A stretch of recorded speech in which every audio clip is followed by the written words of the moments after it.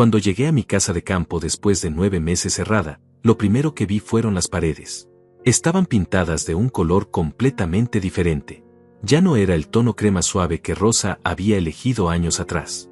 Ahora eran de un gris oscuro, casi agresivo, que jamás habría aprobado. Me quedé parado frente a la entrada, con las llaves temblando en mi mano, sintiendo como el corazón comenzaba a latir más rápido. Pero eso no fue lo peor. Cuando rodeé la casa para acercarme al garaje, vi un automóvil que no reconocía. Un sedán plateado, reciente, estacionado exactamente donde solía guardar mi vieja camioneta. Las llantas estaban limpias. El capó brillaba bajo la luz del sol. Ese auto había sido usado hace poco. Muy poco. Sin entender qué estaba pasando, saqué mi teléfono con manos temblorosas y abrí la aplicación de las cámaras de seguridad. Hacía meses que no la revisaba. Había instalado esas cámaras de forma discreta, ocultas en puntos estratégicos de la casa, justo antes de cerrarla. Nadie sabía de su existencia. Ni siquiera Manuela, mi hija. Toqué la pantalla. Las imágenes comenzaron a cargarse. Y lo que vi en ese momento me dejó completamente paralizado. En la grabación, fechada apenas 2 semanas atrás, aparecían 2 personas dentro de mi sala. Manuela y Rodrigo, su esposo. Estaban cargando algo pesado, envuelto en plástico negro, moviéndose con extremo cuidado. Sus rostros estaban tensos, nerviosos. Rodrigo miraba constantemente hacia la puerta, como si esperara que alguien entrara en cualquier momento. Manuela tenía las manos sucias de polvo blanco, y mientras la cámara seguía grabando, vi como ambos abrían una sección de la pared de la sala, justo detrás del sofá, y metían ese bulto adentro. Después sellaron todo con argamasa fresca. Me costaba respirar. Mis piernas comenzaron a temblar. Dejé caer el teléfono sobre el capó del auto desconocido y tuve que apoyarme contra la puerta del garaje para no caerme. No podía procesar lo que acababa de ver. Mi propia hija. Dentro de mi casa. Escondiendo algo en las paredes. ¿Qué demonios estaba pasando aquí? Levanté el teléfono de nuevo y retrocedí la grabación. Volví a verla desde el principio. Esta vez presté atención a cada detalle. Rodrigo llevaba guantes. Manuela también. Ninguno de los dos hablaba. Solo se comunicaban con gestos rápidos, secos, como si hubieran ensayado esos movimientos antes. Cuando terminaron de sellar la pared, Rodrigo sacó una brocha y comenzó a pintar encima, cubriendo cualquier rastro de que la pared había sido abierta. Eso explicaba el cambio de color. Habían pintado toda la casa para disimular. Cerré los ojos y traté de calmarme, pero el aire no llegaba bien a mis pulmones. Tengo 68 años. Mi corazón ya no es lo que era. Los médicos me habían advertido sobre el estrés. Pero esto superaba cualquier cosa que hubiera imaginado. Abrí la aplicación de nuevo y busqué otras grabaciones. Había docenas. La cámara del garaje mostraba a Rodrigo entrando y saliendo con bolsas grandes. La cámara de la cocina capturó a Manuela limpiando, cocinando incluso, como si esta fuera su casa. Había ropa colgada en el tendedero del patio. Platos usados en el fregadero. La heladera estaba llena de comida fresca. Habían estado viviendo aquí. Durante semanas. En mi casa. Sin mi permiso. Y lo peor de todo, escondiendo algo dentro de las paredes. El sol comenzaba a ocultarse detrás de las montañas. Las sombras se alargaban sobre el terreno y el aire se volvía más frío. Me obligué a caminar hacia la puerta principal. Mis piernas apenas respondían. Introduje la llave en la cerradura, pero antes de girarla, me detuve. ¿Y si todavía estaban adentro? Giré la cabeza hacia el auto plateado. Estaba cerrado. Vacío. Pero eso no significaba nada. Empujé la puerta con cuidado.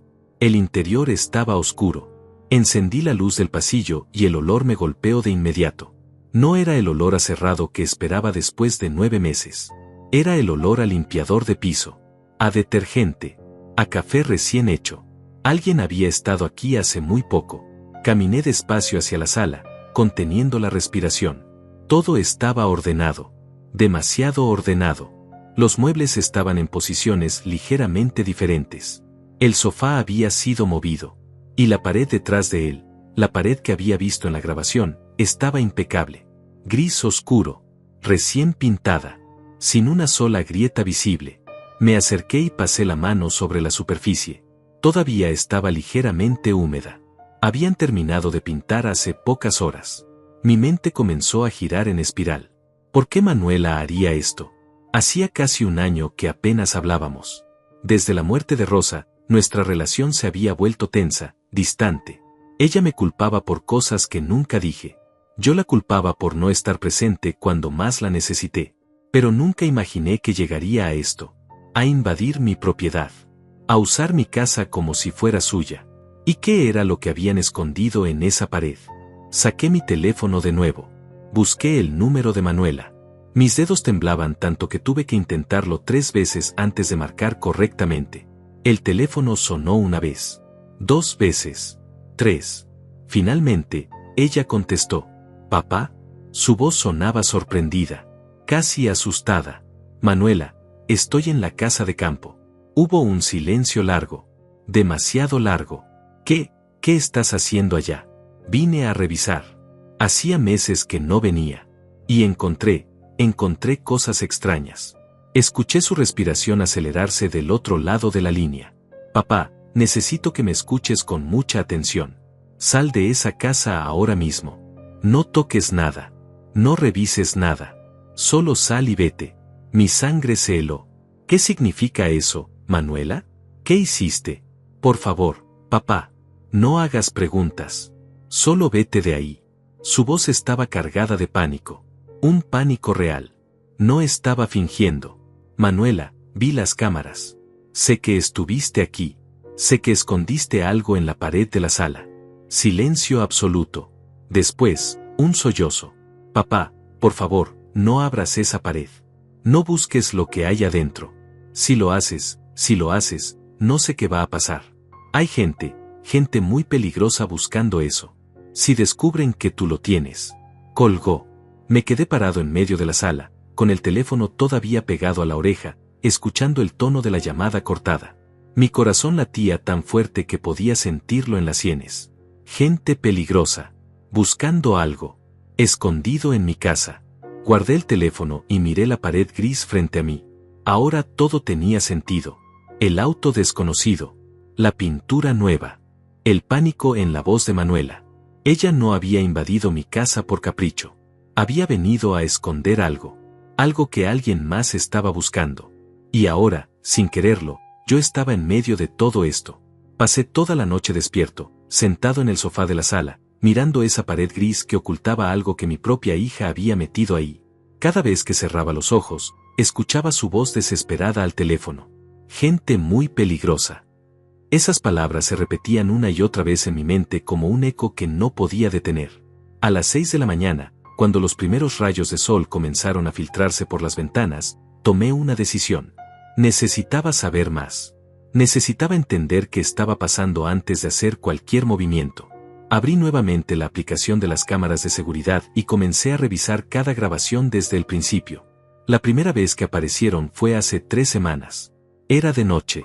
La cámara del garaje registró la llegada del sedán plateado. Rodrigo bajó primero, mirando hacia todos lados con nerviosismo evidente. Después bajó Manuela. Llevaban maletas. No muchas, pero suficientes para varios días. Rodrigo abrió la puerta principal usando una llave que yo nunca le había dado. Eso me dolió más de lo que esperaba. Manuela tenía una copia de mis llaves. Probablemente desde hace años. Y nunca me lo había dicho. Durante los siguientes días, las grabaciones mostraban una rutina casi doméstica. Manuela cocinaba. Rodrigo salía temprano y regresaba por las noches, siempre cargando algo en bolsas oscuras. A veces pasaban horas sin salir de la casa. Otras veces, Rodrigo recibía llamadas que lo ponían visiblemente tenso. Lo veía caminar de un lado a otro, gesticulando, discutiendo con alguien al teléfono. Pero la grabación más importante llegó hace exactamente 12 días. Era pasada la medianoche. Rodrigo llegó solo, sin Manuela. Traía ese bulto grande envuelto en plástico negro.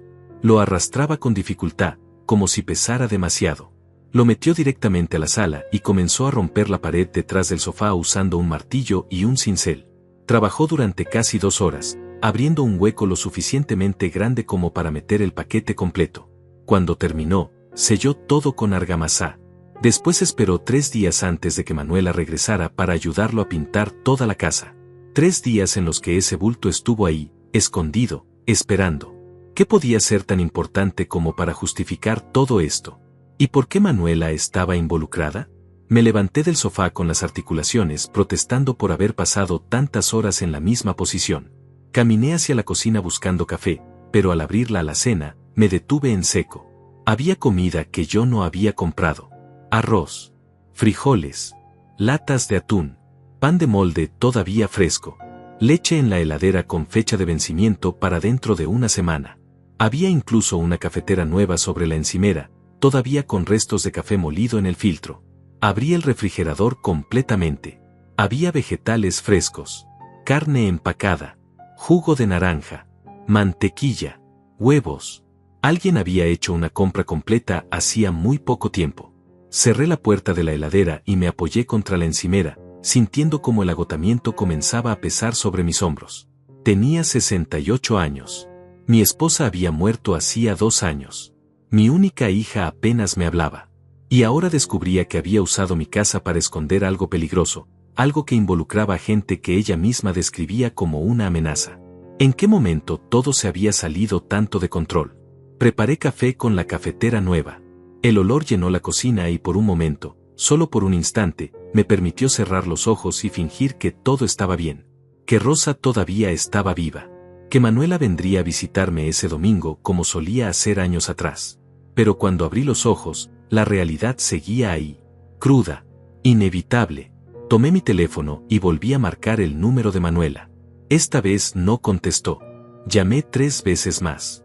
Nada. Entonces llamé a Rodrigo. Tampoco contestó. Intenté enviar mensajes. Necesito hablar contigo. Es urgente. No hubo respuesta. Los mensajes ni siquiera aparecían como leídos. Me estaban evitando. Bebí el café despacio, sintiendo el calor bajar por mi garganta. Afuera, el día comenzaba a clarear completamente. Algunos pájaros cantaban en los árboles cercanos. Todo parecía tan normal, tan pacífico. Pero dentro de esta casa, a pocos metros de donde estaba parado, había algo escondido en una pared que representaba un peligro real. Y yo no tenía idea de qué hacer. Caminé de regreso a la sala y me quedé frente a la pared gris. Pasé la mano sobre la superficie nuevamente. La pintura ya estaba completamente seca. El trabajo había sido profesional. Si no hubiera visto las grabaciones, jamás habría sospechado que esa pared había sido abierta y vuelta a sellar. Pero ahora que lo sabía, no podía dejar de mirarla. ¿Drogas? ¿Dinero robado? ¿Documentos falsos? ¿Qué era tan valioso y tan peligroso al mismo tiempo? El teléfono vibró en mi bolsillo. Lo saqué rápidamente, esperando que fuera Manuela. Era un mensaje de un número desconocido. Señor Rodríguez, le sugiero que abandone esa propiedad inmediatamente y olvide lo que vio. Esto no es asunto suyo. Sentí como la sangre se me helaba en las venas. ¿Quién demonios era este? ¿Cómo sabían que estaba aquí? Miré hacia las ventanas. No había nadie afuera. El terreno estaba vacío. Solo árboles y el camino de tierra que llevaba a la carretera principal. Pero alguien sabía que yo estaba aquí. Alguien me estaba vigilando. Respondí con manos temblorosas, ¿quién es usted? La respuesta llegó casi instantáneamente. Alguien que prefiere resolver esto sin violencia. Salga ahora. No regrese. No haga preguntas. Mi respiración se volvió irregular. El corazón comenzó a latir tan fuerte que podía escucharlo en mis oídos. Caminé hacia la ventana de la sala y miré hacia afuera con cuidado, tratando de no exponerme demasiado. Nada. Solo el paisaje rural que conocía desde hacía décadas. Pero ese mensaje confirmaba todo. Había gente vigilando esta casa. Gente que sabía exactamente qué había escondido aquí.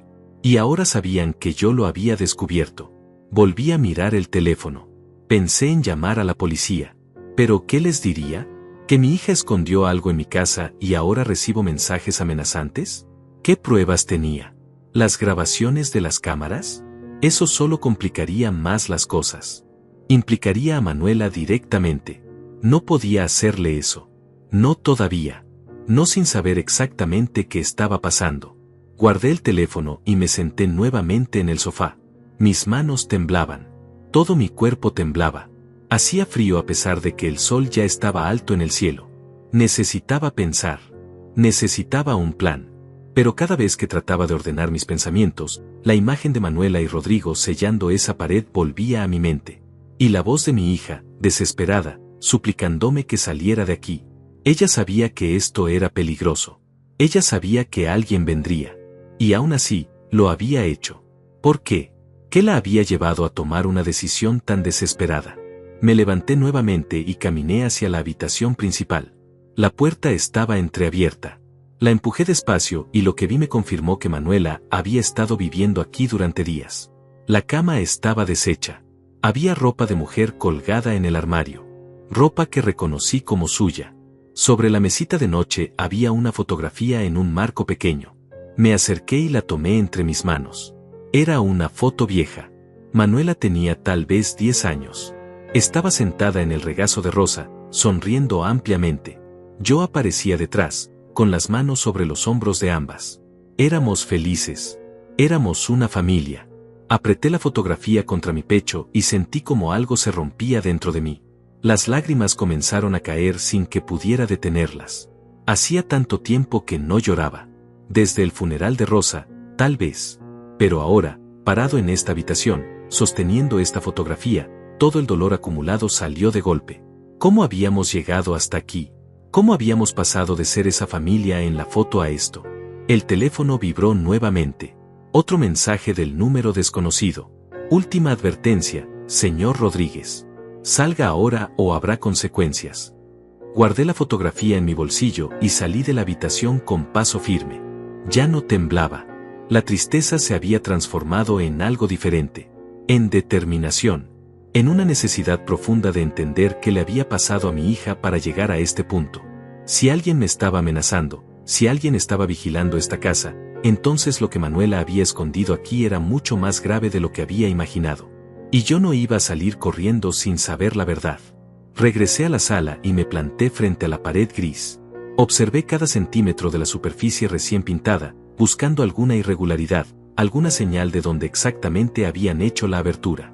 La pintura era uniforme, profesional, pero cuando presté atención al zócalo, noté algo. Había una pequeña línea, apenas visible, donde el gris nuevo no coincidía perfectamente con el gris viejo. Ahí era. Fui al garaje y busqué herramientas. Encontré un martillo, un cincel y una palanca metálica. Mis manos ya no eran tan fuertes como antes, pero la adrenalina corría por mis venas de una forma que no sentía desde hacía años. Regresé a la sala y coloqué el cincel sobre la línea que había identificado. Respiré hondo. Una vez que hiciera esto, no habría vuelta atrás. Golpeé con el martillo. El primer impacto apenas hizo una marca. El segundo agrietó ligeramente la superficie. Al tercero, comenzó a desprenderse el yeso fresco. Seguí golpeando con cuidado, quitando pedazos pequeños, hasta que finalmente logré abrir un hueco lo suficientemente grande como para meter la mano. Dentro había plástico negro. Mucho plástico negro. Usé la palanca para ampliar la abertura. El yeso caía al suelo formando una nube de polvo blanco que me hizo toser. Pero no me detuve. Seguí trabajando hasta que el hueco fue lo suficientemente grande como para sacar lo que estaba escondido. Era un paquete rectangular, sellado con cinta adhesiva gruesa y envuelto en varias capas de plástico impermeable. Pesaba considerablemente. Lo arrastré hacia afuera y lo coloqué sobre la mesa del comedor. Me quedé mirándolo durante varios segundos, con el corazón latiendo desbocado. Esto era lo que había convertido mi casa en un objetivo. Busqué unas tijeras en la cocina y comencé a cortar el plástico con manos que volvían a temblar. La primera capa, la segunda, la tercera. Finalmente, después de quitar todo el envoltorio protector, quedó expuesta una caja de metal gris con un candado digital en el frente. No era una caja común. Era una caja de seguridad portátil, de esas que se usan para guardar documentos importantes o dinero en efectivo. Intenté abrirla, pero el candado requería una combinación de 6 dígitos. Maldije en voz baja. Miré alrededor buscando algo que me ayudara a forzarla, pero entonces recordé las grabaciones. Volví a sacar mi teléfono y busqué el video donde Rodrigo metía el paquete en la pared. Amplié la imagen todo lo que pude y retrocedí hasta el momento exacto en que él sostenía la caja entre sus manos. Ahí estaba. En una toma de apenas 3 segundos, se veía claramente cómo Rodrigo ingresaba la combinación en el candado antes de cerrarlo. Pausé el video. Amplié más. y logré distinguir los números. 2, 8, 0, 5, 1, 3. Los ingresé en el candado digital con dedos temblorosos. El mecanismo emitió un clic suave. La caja se abrió. Lo que vi adentro me quitó el aire de los pulmones. Había 3 memorias USB, perfectamente ordenadas dentro de bolsas plásticas selladas. Junto a ellas, había una pila de documentos impresos, también protegidos en fundas transparentes. Y debajo de todo, había fajos de billetes. Dólares. Muchos dólares. Calculé rápidamente. Tenía que haber al menos $20,000 en efectivo ahí dentro. Tomé uno de los documentos y comencé a leer. Era un contrato. Un acuerdo de transferencia de propiedades entre una empresa que no reconocí y un nombre que sí reconocí, el senador Alberto Mendoza. Un político conocido a nivel nacional. Alguien que aparecía constantemente en las noticias. Seguí leyendo. El contrato detallaba la compra de terrenos por un valor muy inferior al precio de mercado. Había anotaciones manuscritas en los márgenes que mencionaban compensaciones adicionales fuera de registro y pagos en efectivo no declarados. Era corrupción. Corrupción documentada. Tomé otro documento. Este era un registro de transferencias bancarias entre cuentas offshore y cuentas personales de varios nombres que no conocía. Pero al final de la lista aparecía nuevamente el nombre del senador Mendoza, junto con otros 2 apellidos que reconocí como empresarios importantes de la región. Sentí como la cabeza comenzaba a darme vueltas. Esto no era solo un delito menor. Esto era evidencia de lavado de dinero, corrupción política y fraude a gran escala. Y estaba escondido en mi casa. Tomé una de las memorias USB y la conecté a mi laptop vieja que guardaba en el estudio. La computadora tardó varios segundos en reconocer el dispositivo, pero finalmente apareció una carpeta con múltiples archivos. Fotos, videos, documentos escaneados, grabaciones de audio. Abrí uno de los videos al azar. La imagen mostraba una reunión en una oficina lujosa. Había 5 hombres sentados alrededor de una mesa. Reconocí inmediatamente a 2 de ellos. El senador Mendoza y el empresario constructor Julio Vargas, dueño de la empresa más grande de desarrollo inmobiliario del estado. Estaban discutiendo cómo distribuir contratos de obras públicas entre sus empresas, inflando precios y dividiendo las ganancias ilegales. Hablaban con tranquilidad, confiados, como si fuera una conversación de negocios normal. En un momento del video, Mendoza sacó una libreta y comenzó a anotar cifras. Necesitamos mover $300,000 esta semana. La mitad va para los contactos en la oficina de Contraloría. El resto lo dividimos según lo acordado. Cerré el video y abrí otro archivo. Este era un audio. Una conversación telefónica entre Rodrigo y alguien llamado Lázaro. Tengo todo el material completo, decía Rodrigo. Su voz sonaba tensa. Documentos originales, grabaciones, todo. Pero necesito garantías antes de entregarlo. Tranquilo, Rodrigo, respondía Lázaro con voz calmada, casi paternal. Te dije que vas a recibir tu pago. $50,000 en efectivo. Pero necesito verificar que el material sea auténtico primero. No puedo arriesgarme a que me identifiquen. Si Mendoza o Vargas se enteran de que yo tengo esto. Por eso mismo necesitas entregármelo rápido.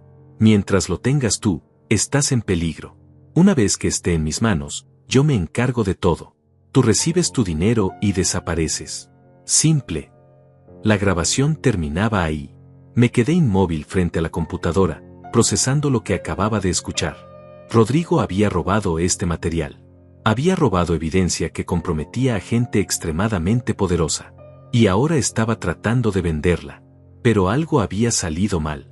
Por alguna razón, en lugar de entregarla a ese tal Lázaro, había terminado escondiéndola aquí, en mi casa. ¿Por qué? ¿Qué había cambiado? Revisé las fechas de los archivos. La grabación del audio era de hace casi un mes. Pero los mensajes amenazantes que yo había recibido eran de hoy. Alguien había descubierto dónde estaba escondido el material. Y ese alguien sabía que yo estaba aquí ahora.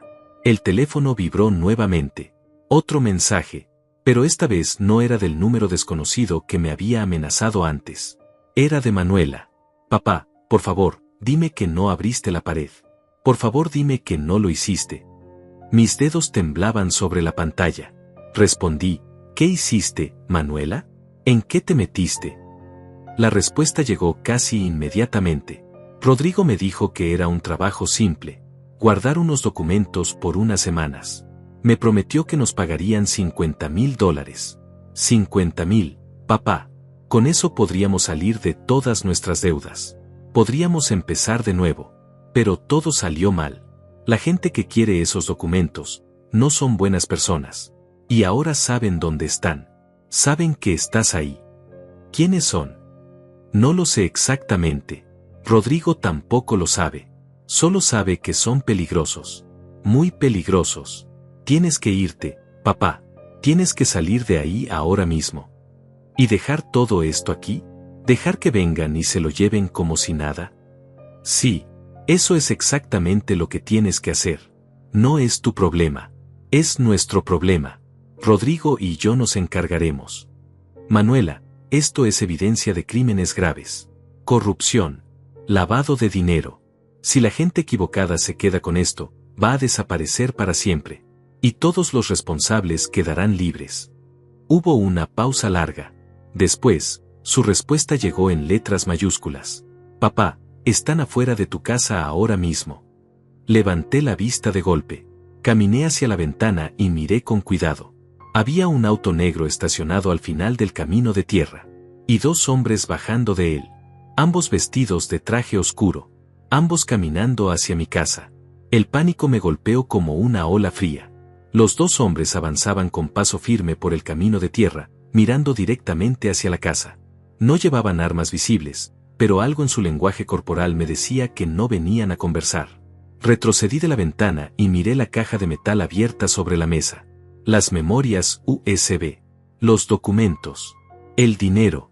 Todo estaba ahí, expuesto, esperando. Tenía que moverme rápido. Tomé una mochila vieja del armario del pasillo y metí las 3 memorias USB en el bolsillo interior con cierre. Después guardé los documentos más importantes, doblándolos con cuidado. El efectivo lo dejé en la caja. No necesitaba ese dinero y llevarlo solo complicaría las cosas. Los pasos se escuchaban ahora más cerca. Crujidos de gravilla bajo zapatos pesados. Cerré la mochila y la colgué en mi espalda. Mis manos temblaban tanto que apenas pude ajustar las correas. Caminé hacia la puerta trasera de la cocina, tratando de no hacer ruido, cuando escuché el primer golpe en la puerta principal. 3 golpes secos. Fuertes. Autoritarios. Me quedé inmóvil. Señor Rodríguez, sabemos que está ahí dentro. Abra la puerta, por favor. Solo queremos hablar. La voz era grave, controlada, profesional. No respondí. Otro golpe, esta vez más fuerte. Señor Rodríguez, esto puede resolverse de manera civilizada. No tiene que complicarse. Retrocedí hacia la cocina con pasos lentos, tratando de no hacer crujir el piso de madera. Llegué a la puerta trasera y giré el picaporte con cuidado. La puerta se abrió sin hacer ruido. El aire fresco de la mañana me golpeó el rostro. Afuera, el terreno trasero se extendía hacia un pequeño bosque de pinos que marcaba el límite de mi propiedad. Si lograba llegar hasta ahí, podría rodear la casa y llegar a mi camioneta que estaba estacionada del otro lado del garaje. Salí y cerré la puerta detrás de mí. Desde la parte delantera de la casa escuché cómo probaban girar el picaporte de la puerta principal. Después, un sonido metálico. Estaban forzando la cerradura. Eché a correr. O al menos lo intenté. Mis piernas de 68 años no respondían como yo quería. Cada paso era un esfuerzo. El peso de la mochila jalaba mis hombros hacia atrás. Mis pulmones comenzaron a arder después de apenas 20 metros. Pero no podía detenerme. Escuché un golpe fuerte. La puerta principal cediendo. Después, voces dentro de la casa. Revisen todas las habitaciones. Llegué al borde del bosque y me metí entre los pinos. Las ramas me arañaban la cara y los brazos, pero seguí adelante. Mis zapatos se hundían en la tierra húmeda. Tropecé con una raíz y casi caí, pero logré sostenerme de un tronco cercano. Detrás de mí, escuché la puerta trasera abrirse de golpe. Salió por atrás. Está en el bosque. La voz sonaba más cerca de lo que esperaba. Apreté el paso. Mis rodillas protestaban con cada movimiento. El corazón me latía tan fuerte que sentía que iba a estallar. Hacía años que no corría así. Hacía años que no me exigía físicamente de esta manera. Pero el miedo me mantenía en movimiento. Atravesé el bosque usando el camino que conocía desde hacía décadas. Era una ruta estrecha que Rosa y yo solíamos tomar cuando veníamos de paseo. Ella caminaba adelante, señalando pájaros y flores silvestres. Yo la seguía, disfrutando del silencio del campo. Ahora ese mismo camino era mi única vía de escape. Salí del bosque y vi mi camioneta estacionada junto al garaje. Estaba a unos 50 metros de distancia. Busqué las llaves en mi bolsillo con dedos temblorosos mientras seguía caminando lo más rápido que podía. Las encontré. 30 metros. Escuché movimiento detrás de mí. Ramas rompiéndose. Alguien corriendo. 20 metros. Señor Rodríguez, deténgase. No queremos lastimarlo. 10 metros. Llegué a la camioneta y abrí la puerta de golpe. Me lancé al asiento del conductor y metí la llave en el encendido. El motor tosió 2 veces antes de encender finalmente. Por el espejo retrovisor vi a uno de los hombres salir del bosque, corriendo directamente hacia mí. Pisé el acelerador. La camioneta saltó hacia adelante levantando una nube de polvo. Las llantas derraparon sobre la gravilla antes de encontrar tracción en el camino de tierra. Miré por el espejo nuevamente. El hombre se había detenido a mitad del camino, observándome alejarme. Sacó su teléfono y comenzó a hablar. No iban a dejar que esto terminara aquí. Conduje por el camino rural hacia la carretera principal. Mis manos apretaban el volante con tanta fuerza que los nudillos se me pusieron blancos. La respiración me salía en jadeos irregulares. El dolor en el pecho había aumentado. Necesitaba calmarme. Necesitaba respirar. Pero no podía. No todavía. Llegué a la carretera principal y giré hacia el pueblo más cercano. Santa Rosa estaba a unos 20 kilómetros. Ahí había una estación de policía pequeña. Podía ir allá. Podía entregarles las memorias USB y los documentos. Podía explicarles todo. Mientras conducía, saqué mi teléfono y marqué el número de Manuela. Contestó al primer timbre. «Papá, ¿estás bien? ¿Qué pasó?» Salí de la casa. Tengo el material conmigo. Estoy yendo a la policía. No, papá, no puedes hacer eso. ¿Por qué no? Esto es evidencia de crímenes graves, Manuela. La policía tiene que saberlo. Porque no sabemos en quién confiar. Rodrigo me dijo que hay policías involucrados. Gente del gobierno local.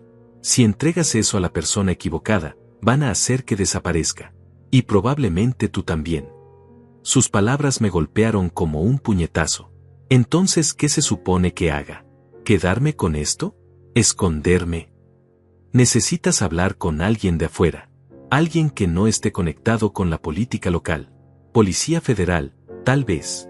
O un periodista de investigación. Alguien que pueda hacer público todo esto antes de que te encuentren. Miré por el espejo retrovisor. No había nadie siguiéndome. Todavía. ¿Y tú, Manuela? ¿Dónde estás tú ahora? Hubo un silencio largo. Estoy escondida. Rodrigo también.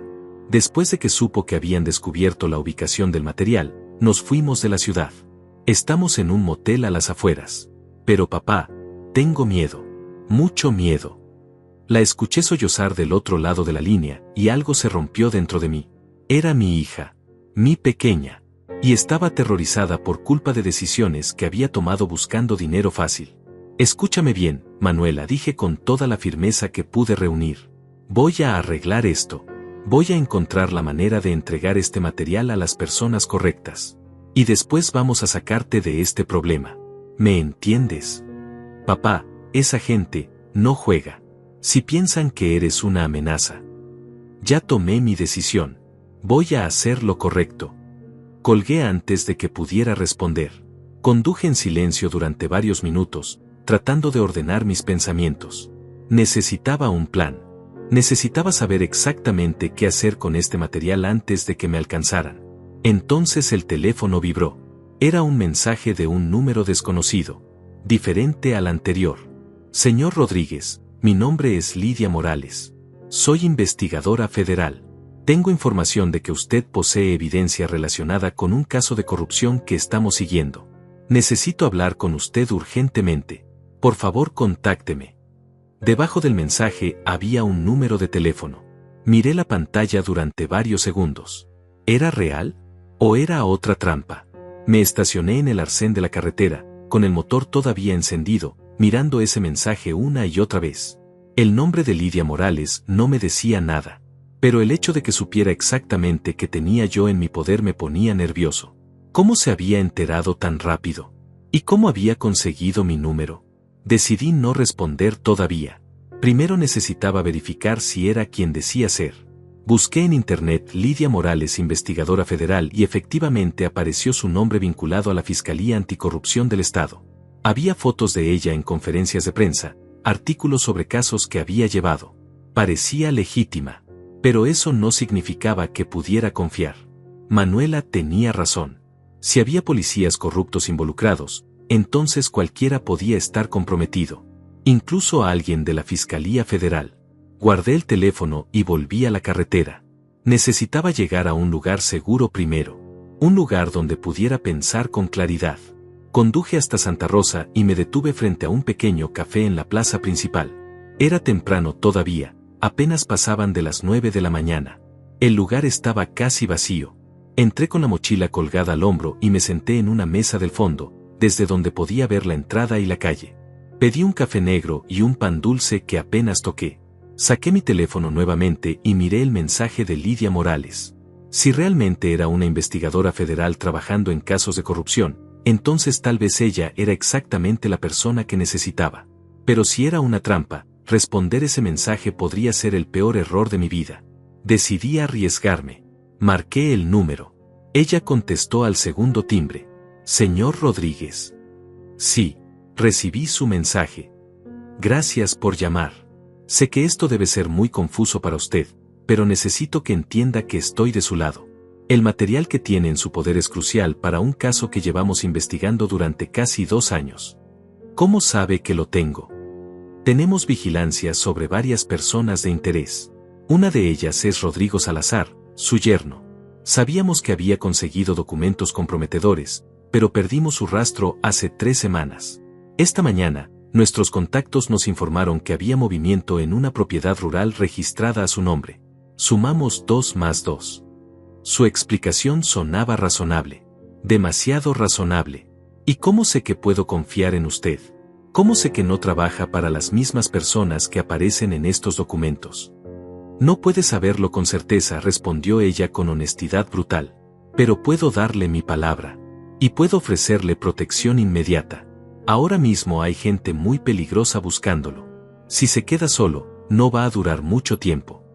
Miré por la ventana del café. La plaza estaba tranquila. Algunas personas caminaban hacia sus trabajos. Todo parecía normal. Pero yo sabía que esa normalidad era falsa. Necesito garantías, dije finalmente. Necesito saber que mi hija no va a terminar en prisión por esto. Hubo una pausa. Su hija cometió un delito al colaborar con Rodrigo para ocultar evidencia. Eso es obstrucción de justicia. Pero si colabora, si nos da toda la información que tenga, podemos negociar una sentencia reducida o incluso servicio comunitario. No puedo prometerle que quede completamente libre, pero puedo prometerle que haremos todo lo posible. Era más de lo que esperaba. Y probablemente era lo mejor que iba a conseguir. ¿Dónde está usted ahora?, pregunté. En la ciudad capital. Pero puedo estar en Santa Rosa en 2 horas. ¿Puede esperar hasta entonces en un lugar seguro? Puedo intentarlo. Bien. Vaya a la comisaría local. Dígale al oficial de turno que es testigo protegido en un caso federal y que necesita custodia temporal hasta que yo llegue. Mencione mi nombre. Yo ya los voy a contactar para confirmar. ¿Y si hay alguien corrupto ahí dentro? La comisaría de Santa Rosa es pequeña. Solo hay 3 oficiales. Los conozco personalmente. Puede confiar en ellos. Colgué sin despedirme. Pagué el café y salí a la calle. La comisaría estaba a 2 cuadras de distancia. Caminé rápido, manteniendo la mochila pegada a mi espalda, mirando constantemente alrededor. Cuando llegué, la puerta principal estaba abierta.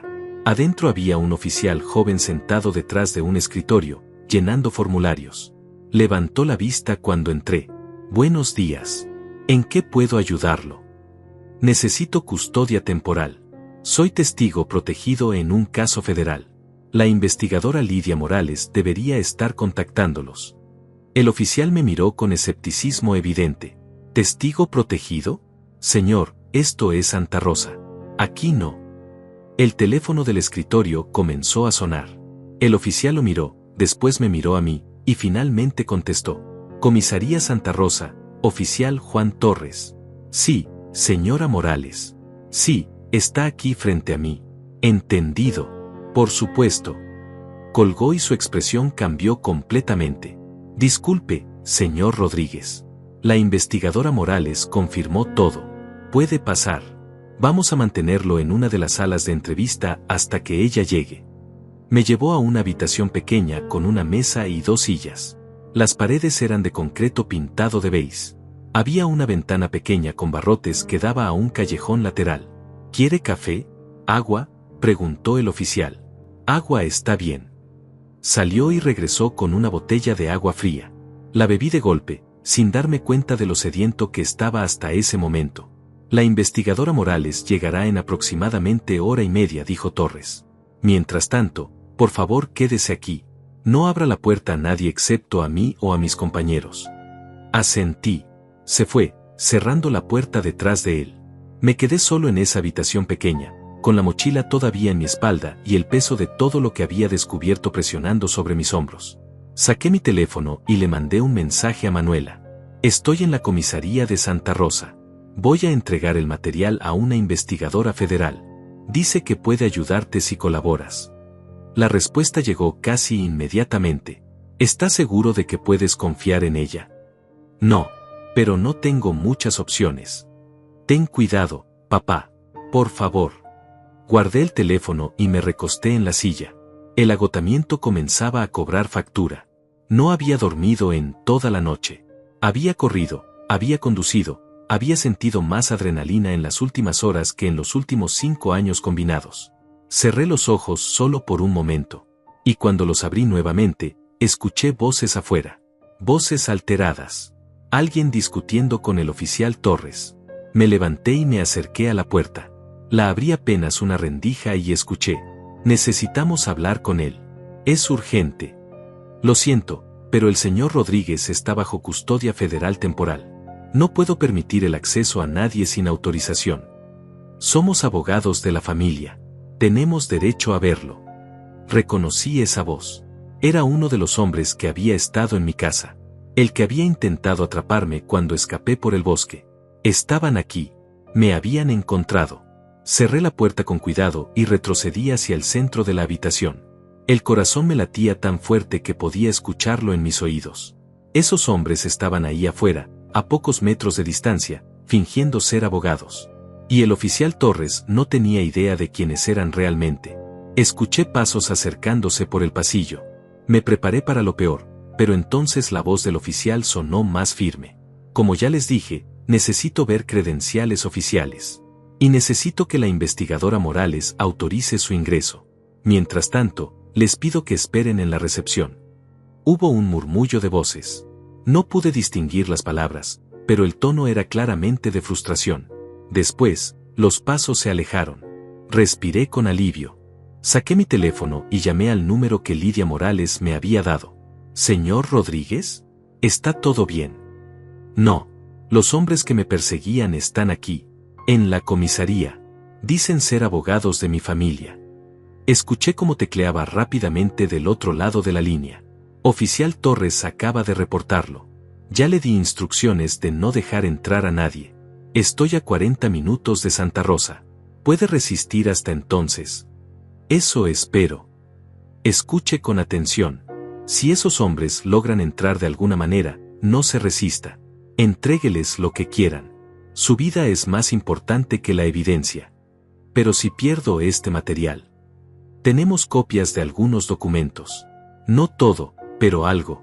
Lo importante es que usted esté vivo para testificar. Colgó antes de que pudiera responder. Me senté nuevamente, apretando la mochila contra mi pecho. Dentro estaban las memorias USB con toda la evidencia. Videos, grabaciones, documentos que podían destruir carreras políticas enteras. Y yo era solo un hombre viejo tratando de hacer lo correcto. Pasaron 10 minutos, 15, media hora. Afuera, todo parecía tranquilo. Demasiado tranquilo. Entonces escuché un golpe en la puerta. Señor Rodríguez. Era la voz del oficial Torres. Hay alguien aquí que insiste en hablar con usted. Dice ser familia. Me levanté lentamente. ¿Quién es? Su hija, Manuela Rodríguez. El aire se me escapó de los pulmones. ¿Manuela? ¿Aquí? Abrí la puerta. El oficial Torres estaba parado frente a mí con expresión seria. Verificamos su identificación. Es quien dice ser. Pero quería consultarle a usted primero antes de dejarla pasar. Miré por encima de su hombro. Al fondo del pasillo, junto a la recepción, vi a Manuela. Tenía el cabello recogido en una cola de caballo. Vestía jeans y una sudadera gris. Sus ojos estaban rojos, como si hubiera estado llorando. Nuestras miradas se encontraron. Y en ese momento, vi algo que no había visto en años. Miedo genuino. Arrepentimiento. Desesperación. Déjela pasar, dije finalmente. Torres asintió y le hizo una seña a Manuela. Ella caminó hacia nosotros con pasos lentos, abrazando su propio cuerpo como si tuviera frío. Cuando llegó a la puerta, se detuvo frente a mí. No dijo nada. Yo tampoco. Finalmente, Torres carraspeó. Los dejo solos. Estaré afuera si necesitan algo. Cerró la puerta detrás de él. Manuela se quedó parada en el mismo lugar, sin atreverse a sentarse. Las lágrimas comenzaron a rodar por sus mejillas. Papá, lo siento tanto. Lo siento muchísimo. Su voz se quebró completamente al final de la frase. Sentí como algo en mi pecho se aflojaba. Toda la ira que había acumulado durante las últimas horas comenzó a disolverse al ver a mi hija romperse frente a mí. Siéntate, dije con voz más suave de lo que esperaba. Ella obedeció, limpiándose las lágrimas con la manga de la sudadera. Me senté frente a ella, dejando la mochila a mi lado. ¿Cómo supiste que estaba aquí? Me enviaste un mensaje. Dijiste que estabas en la comisaría. Vine inmediatamente. ¿Y Rodrigo? Ella bajó la mirada. Se fue. Cuando supo que habías llevado el material a las autoridades, dijo que todo estaba perdido. Tomó lo poco que teníamos de dinero y desapareció. No sé dónde está. La amargura en su voz era palpable. Te abandonó, dije. Ella asintió sin levantar la vista. Me usó. Desde el principio. Sabía exactamente qué estaba haciendo. Me convenció de que era una oportunidad única. $50,000 por solo guardar unos documentos durante unas semanas. Me dijo que era algo legal, que solo necesitaba discreción. Yo le creí. Necesitaba creerle. Teníamos deudas, papá. Muchas deudas. Tarjetas de crédito. Préstamos. Estábamos ahogándonos. Su voz se volvió cada vez más pequeña. ¿Y cuándo te diste cuenta de la verdad? Hace 2 semanas. Cuando vi el contenido real de esos documentos. Cuando entendí que Rodrigo había robado evidencia que comprometía a gente muy peligrosa. Le dije que teníamos que devolverla. Que teníamos que ir a la policía. Pero él dijo que ya era demasiado tarde. Que si intentábamos echarnos para atrás, nos matarían. Dijo que la única salida era vender el material y desaparecer con el dinero. Por eso lo escondieron en mi casa. Ella asintió. Rodrigo dijo que era el único lugar donde nadie pensaría buscar. Yo no quería, papá. Te juro que no quería involucrar tu casa. Pero él insistió. Dijo que solo serían unos días. Que después vendría alguien a recogerlo y nosotros recibiríamos el pago. Pero entonces todo se complicó. La gente que quería comprar el material comenzó a sospechar. Enviaron amenazas. Rodrigo entró en pánico. Tomó aire con dificultad. Y ahora tú estás en peligro por mi culpa. Todo esto es mi culpa. La miré en silencio durante varios segundos. Esta era mi hija. La niña que había cargado en brazos. La adolescente que me había pedido consejo para todo. La mujer que se había alejado después de la muerte de su madre porque no sabía cómo procesar el dolor. Y ahora estaba aquí, rota, admitiendo sus errores. La investigadora federal con la que hablé dice que si colaboras, pueden reducir tu sentencia, dije finalmente. Servicio comunitario, tal vez. Pero necesitas decir toda la verdad. Ella levantó la vista, con los ojos llenos de lágrimas renovadas. ¿De verdad crees que hay salida para mí después de esto? Siempre hay una salida, Manuela. Pero tienes que tomarla. Tienes que enfrentar las consecuencias de tus decisiones. Asintió lentamente. ¿Me odias?, preguntó con voz apenas audible. La pregunta me golpeó más fuerte de lo esperado. No, respondí después de una pausa. Estoy decepcionado. Estoy enojado. Pero no te odio. Eres mi hija.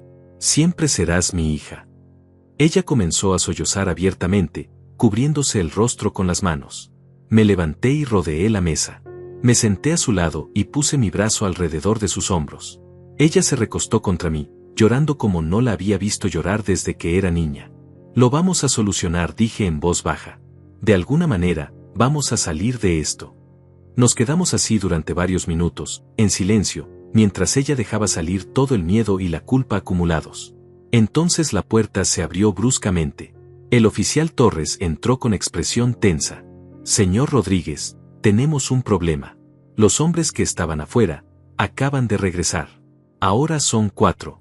Y están exigiendo hablar con usted. Dicen que tienen una orden judicial. Manuela se separó de mí, limpiándose las lágrimas rápidamente. ¿Una orden judicial?, pregunté. ¿De quién? Del juez municipal. Dice que usted está reteniendo propiedad que no le pertenece y que debe ser confiscada inmediatamente. Sentí como la sangre se me helaba. Esa orden es falsa, dije. Tiene que serlo. Torres se frotó la nuca con nerviosismo. Parece legítima. Tiene el sello oficial. La firma del juez. No puedo ignorarla sin meterme en problemas legales. ¿Cuánto falta para que llegue la investigadora Morales? 20 minutos, tal vez menos. Entonces hágalos esperar 20 minutos más. Torres negó con la cabeza. Si esa orden es real y yo la ignoro, puedo perder mi trabajo. Puedo ir a prisión por desacato. Lo siento, señor Rodríguez. Tengo que dejarlos pasar. Manuela se puso de pie de golpe. No, no pueden llevarse ese material. Es la única prueba que tenemos. Pero Torres ya se estaba retirando hacia el pasillo. Los 4 hombres entraron a la habitación 30 segundos después. Y uno de ellos no era un desconocido. Era Lázaro. El mismo hombre cuya voz había escuchado en la grabación de audio. El hombre que le había prometido a Rodrigo $50,000 por la evidencia. Y ahora estaba aquí, sonriendo, extendiendo la mano hacia mí. Señor Rodríguez. Un placer conocerlo finalmente. No estreché su mano. Me quedé inmóvil, mirándolo directamente a los ojos. Lázaro era un hombre de unos 50 años, vestido con traje oscuro impecable, cabello peinado hacia atrás con gel. Su sonrisa era amable, casi paternal, pero sus ojos eran fríos como el hielo. No voy a entregarle nada, dije con voz firme a pesar del temblor en mis manos. Lázaro bajó la mano lentamente, sin perder la sonrisa. Entiendo su desconfianza, señor Rodríguez. De verdad lo entiendo. Pero estamos aquí de manera completamente legal. Esta orden judicial me autoriza a confiscar material que fue robado de mis clientes. Material que su yerno, Rodrigo Salazar, sustrajo ilegalmente de oficinas privadas. Sacó un documento doblado de su bolsillo interior y lo extendió hacia mí. Lo tomé y lo leí rápidamente. Efectivamente, tenía el sello del juzgado municipal. La firma del juez Ramírez. Palabras legales que autorizaban la recuperación de propiedad sustraída ilegalmente. Pero yo sabía la verdad. Este material no es propiedad privada, dije devolviendo el documento. Es evidencia de crímenes. Corrupción. Lavado de dinero. Fraude. Lázaro suspiró como si estuviera tratando con un niño testarudo. Esas son acusaciones muy graves, señor Rodríguez. Acusaciones que requieren investigación apropiada. Pero mientras tanto, ese material debe ser devuelto a sus legítimos dueños para evitar que sea manipulado o alterado. ¿Legítimos dueños? Se refiere a los criminales que aparecen en las grabaciones. La sonrisa de Lázaro se endureció apenas 1 milímetro. Me refiero a mis clientes, quienes son ciudadanos respetables con derechos legales. Ahora, por favor, entrégueme la mochila. Manuela dio un paso adelante, colocándose entre Lázaro y yo. No va a llevarse nada. Lázaro la miró con una mezcla de lástima y desprecio. Señorita Rodríguez, usted ya está en suficientes problemas. Obstrucción de justicia, complicidad en robo, ocultamiento de evidencia. ¿Realmente quiere agregar resistencia a la autoridad a esa lista? Usted no es autoridad, escupió Manuela. Es un abogado corrupto trabajando para criminales. Los otros 3 hombres dieron un paso adelante, cerrando el círculo alrededor de nosotros. El oficial Torres apareció en el marco de la puerta, con expresión cada vez más nerviosa. Señores, por favor, vamos a mantener esto civilizado. Lázaro no le prestó atención. Sus ojos seguían fijos en mí. Señor Rodríguez, sé que usted es un hombre razonable, un hombre que entiende cómo funciona el mundo. Mi oferta es simple. Me entrega el material ahora, sin más problemas, y yo me aseguro de que tanto usted como su hija queden fuera de todo esto. Sin cargos. Sin consecuencias. Pueden volver a sus vidas como si nada hubiera pasado. Y los criminales que están en esas grabaciones quedan libres. Los supuestos criminales, corrigió Lázaro, porque sin evidencia válida, son solo ciudadanos respetables siendo difamados. Apreté la mochila contra mi pecho. No. La sonrisa de Lázaro desapareció completamente. No sea necio, anciano. Esto puede terminar de 2 maneras. La fácil o la difícil. Y créame, usted no quiere la difícil. Uno de los hombres detrás de él movió su chaqueta apenas lo suficiente para que yo viera el bulto de una pistola en su cintura. El mensaje era claro. Manuela lo vio también. Su rostro se puso pálido. Papá, tal vez deberíamos. No interrumpí. Ya tomé mi decisión. Torres dio un paso hacia adelante, llevando la mano a su propia arma. Señores, necesito que todos se calmen. Esto es una comisaría de policía. No vamos a tener violencia aquí. Lázaro levantó las manos en gesto conciliador. Por supuesto que no, oficial. Nadie quiere violencia. Solo estamos aquí para recuperar lo que nos pertenece legalmente. Se volvió hacia mí nuevamente. Última oportunidad, señor Rodríguez. Entrégueme la mochila. El silencio en la habitación era tan pesado que podía sentirlo presionando sobre mis hombros. Entonces, desde el pasillo, escuchamos pasos rápidos. Una voz de mujer sonó clara y autoritaria. ¿Qué está pasando aquí? Todos nos giramos hacia la puerta. Una mujer de unos 45 años entró a la habitación. Vestía pantalones oscuros, blusa blanca y una chaqueta con la insignia de la Fiscalía Federal. Su cabello negro estaba recogido en un moño apretado. Sus ojos recorrieron la escena completa en 2 segundos. Investigadora Morales, dijo Torres con evidente alivio. Llegó antes de lo esperado. Lidia Morales caminó directamente hacia Lázaro, ignorando completamente a los otros hombres. Lázaro Fuentes. ¡Qué sorpresa encontrarlo aquí! Lázaro recompuso su sonrisa profesional. Investigadora. Siempre un placer. Solo estoy aquí recuperando propiedad de mis clientes mediante una orden judicial completamente legal. ¿Una orden firmada por el juez Ramírez?, preguntó Lidia con tono sarcástico.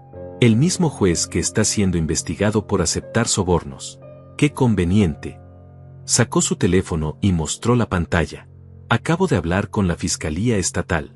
Esa orden fue emitida hace menos de 1 hora, sin audiencia previa, sin notificación a las partes afectadas. Es completamente irregular y será anulada en las próximas horas. Lázaro mantuvo la compostura, pero vi cómo su mandíbula se tensaba. Eso está por verse.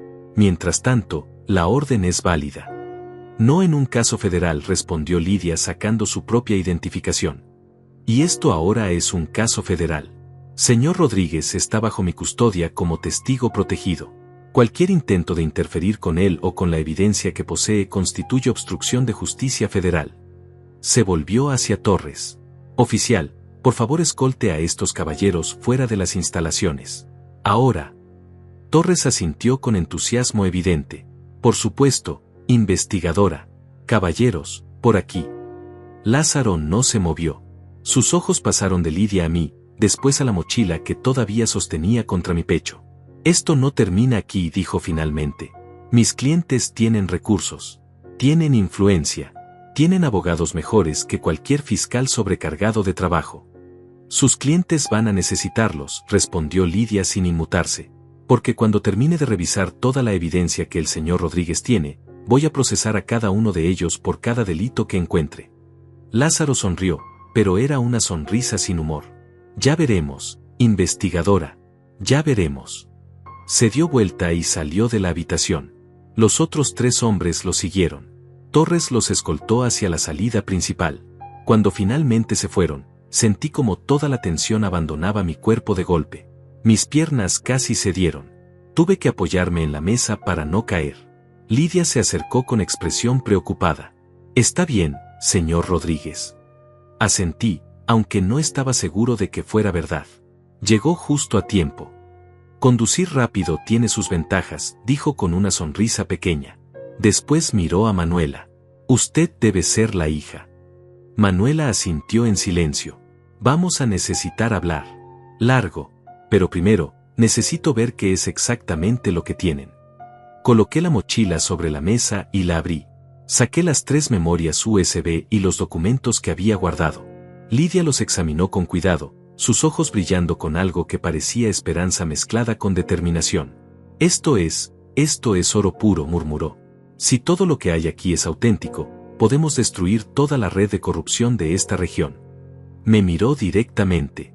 «Señor Rodríguez, ¿entiende lo que acaba de hacer? Acaba de convertirse en el testigo más importante de la investigación anticorrupción más grande de los últimos 20 años. Y eso lo convierte en un objetivo». «Ya lo sé». «No creo que lo sepa completamente. Lázaro Fuentes no trabaja solo. Trabaja para gente con mucho dinero y 0 escrúpulos. Van a intentar silenciarlo. Van a intentar desacreditarlo. Van a hacer todo lo posible para evitar que este material llegue a un tribunal». Miré a Manuela, que estaba pálida y temblando. «¿Qué necesita que hagamos?». Lidia guardó las memorias USB en una bolsa de evidencia que sacó de su maletín. «Primero, necesito que ambos vengan conmigo a la ciudad capital. Ahí tenemos instalaciones seguras donde pueden quedarse mientras procesamos todo esto.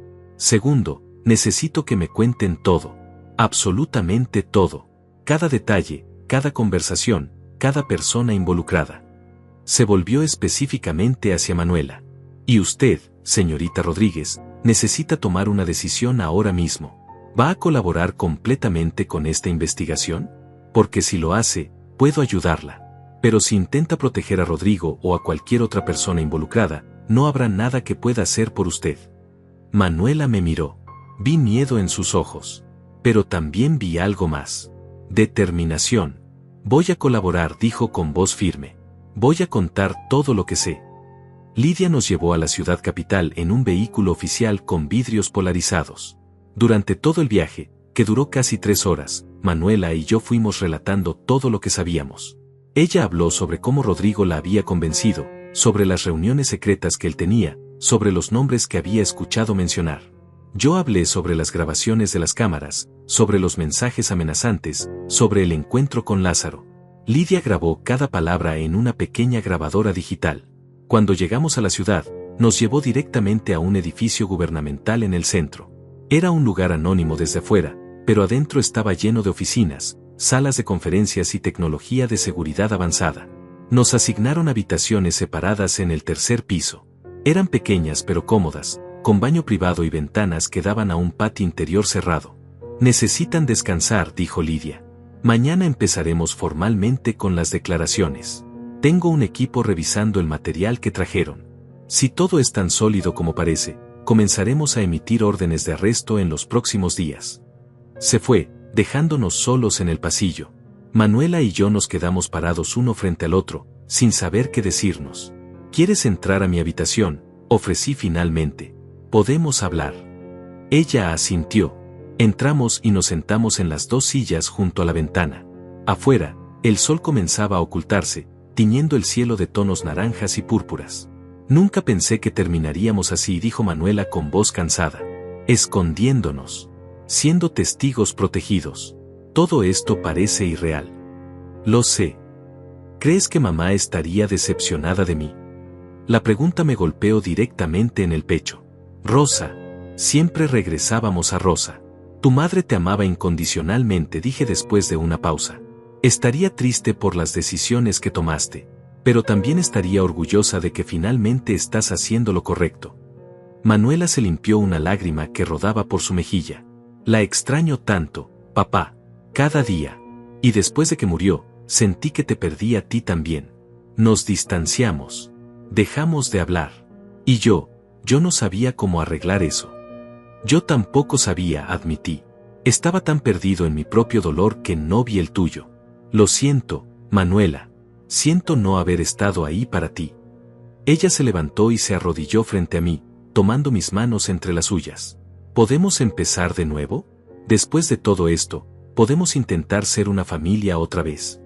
La abracé con fuerza, sintiendo como algo que había estado roto dentro de mí durante años comenzaba a sanar.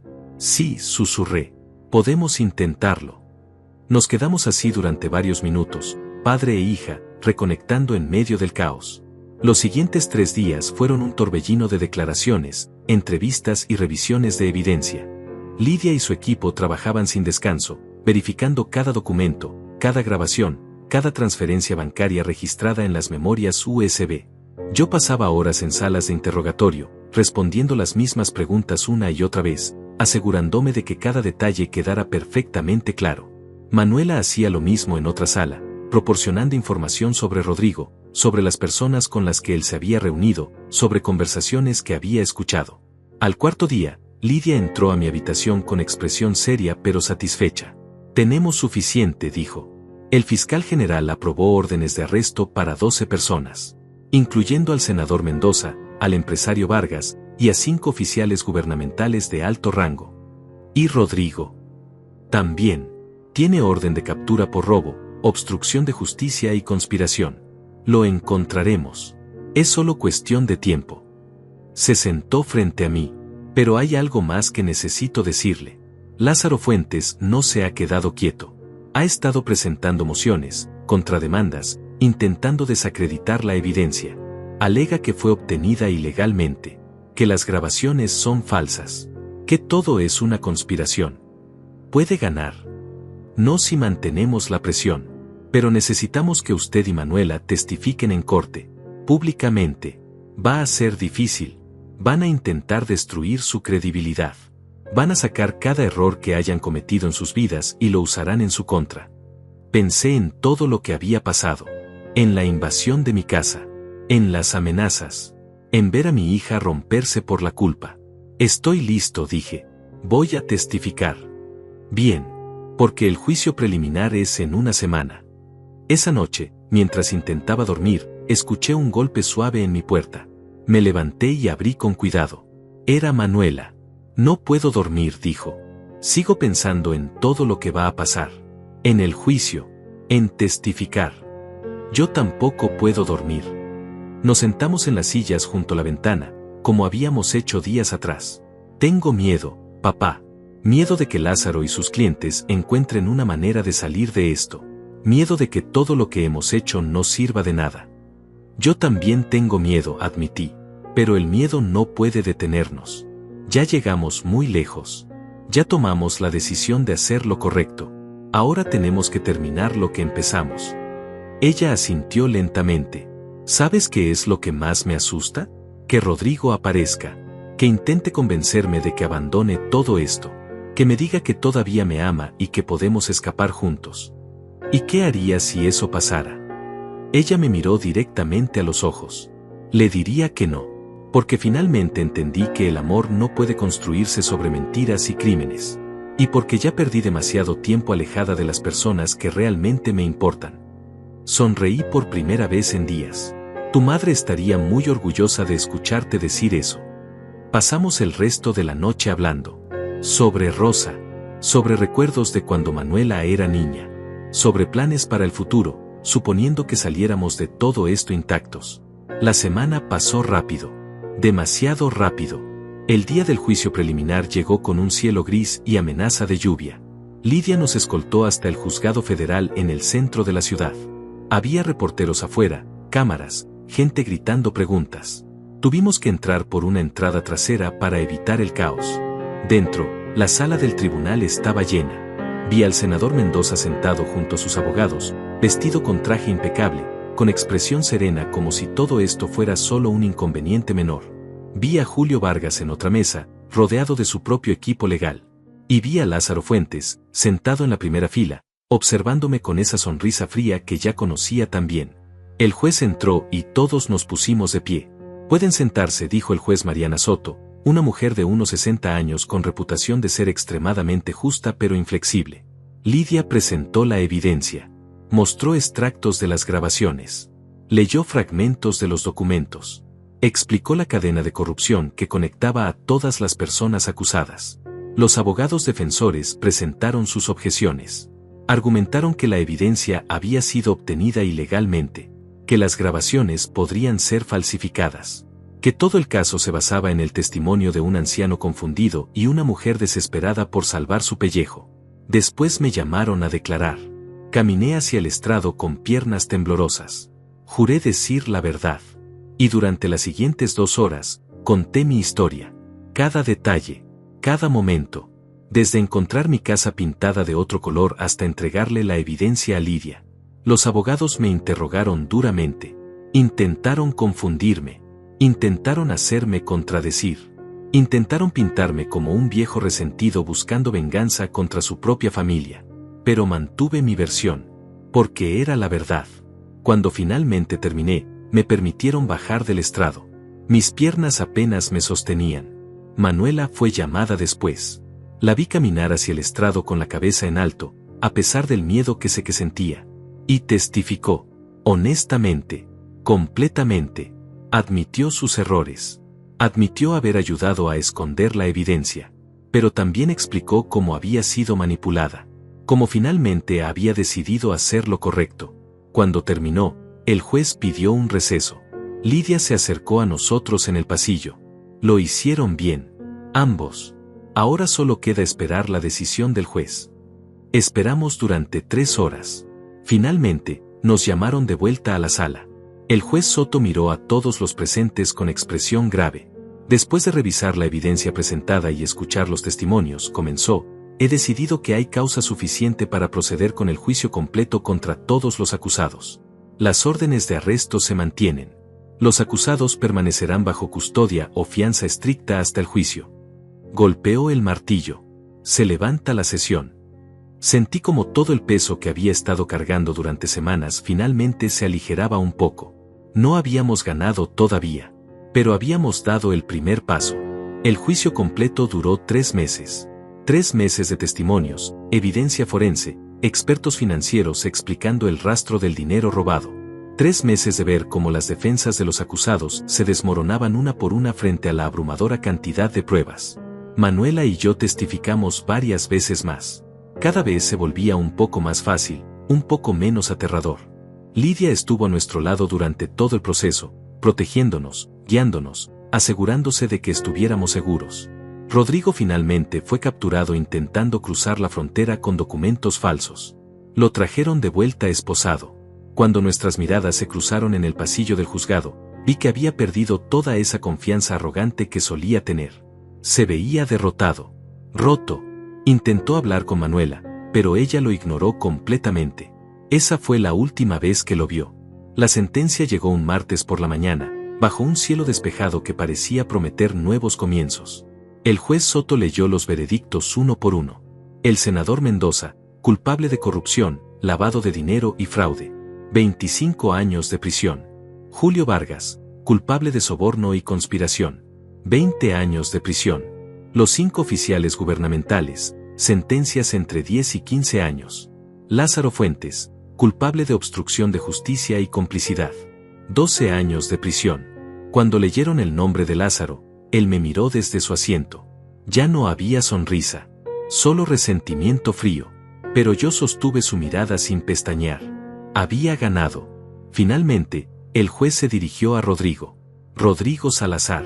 Por los cargos de robo, obstrucción de justicia y poner en peligro la vida de otros, lo condeno a 8 años de prisión. Rodrigo bajó la cabeza. Después, el juez miró a Manuela. Manuela Rodríguez. Usted cometió delitos graves. Pero también mostró arrepentimiento genuino y colaboración completa con las autoridades. Considerando las circunstancias atenuantes y su papel fundamental para desmantelar esta red criminal, la condeno a 2 años de servicio comunitario y 3 años de libertad condicional. Manuela comenzó a llorar.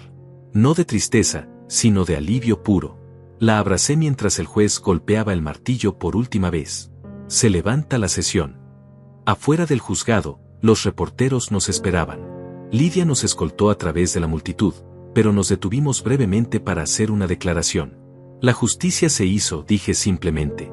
Y espero que esto sirva como recordatorio de que nadie, sin importar cuán poderoso sea, está por encima de la ley. Las cámaras disparaban fotografías. Las preguntas llovían. Pero no respondí nada más. Ya había dicho suficiente.